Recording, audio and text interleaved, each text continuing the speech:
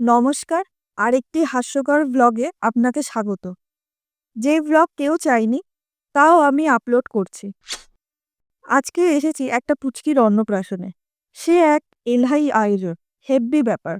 একটা বড়সড় এন্ট্রি দেখার পর গেট থেকে খাওয়ার জায়গা পর্যন্ত পৌঁছাতে এত কষ্ট হবে ভাবিনি। মনে হচ্ছিল না ওর অন্নপ্রাশনে এসেছি, মনে হচ্ছিল ওর বিয়েতে কন্যাযাত্রী যাচ্ছি। কিন্তু কোনো ব্যাপারই আমাকে মোহিত করে না, কারণ আমি এখানে এসেছি খেতে। আমার সব জায়গায় একই ব্যাপার। গিফট-টিফট দিয়ে সোজা চলে এসেছি কাবাব খেতে।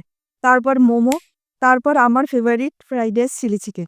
চিংড়ি দিয়ে স্টার্টারে কিছু একটা খেয়ে গলা ভেজানোর জন্য, ঠান্ডা খেয়ে শরীর আরও ঠান্ডা করার জন্য চলে গেছিলাম আইসক্রিমের কাউন্টারে, আমার ফেভারিট। এখানে ম্যাজিক শোর আয়োজন করা হয়েছিল।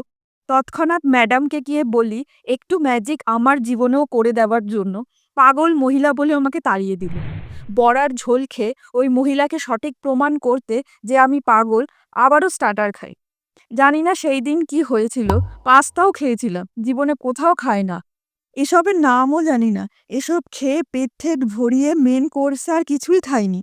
এ জীবনে প্রথম যে আমি মেন কোর্সে কিছু খেলামই না। আর একটা আইসক্রিম খাওয়ার জায়গা ছিল অবশ্যই। মেন কোর্সের সব জায়গা ঘুরে দেখে পোলাও মাটনের প্লেটটা মার হাতে ধরিয়ে দিয়ে রাবড়ি নিয়ে নিজে খেয়ে ফোনকেও খাইয়ে এই ফায়ার পানের হাস্যকর ঘটনা দেখে নিজে একটা নর্মাল পান খেয়ে ভেজ কাউন্টারে একটা কাকও বসেনি এই দুঃখ করে বাড়ি ফিরে এলাম। আপনার যদি এই ফালতু আলাপ ভালো লেগে থাকে তাহলে লাইক, কমেন্ট, সাবস্ক্রাইব করে পাশে থাকুন। বন্দে মাতারম, জয় হিন্দ।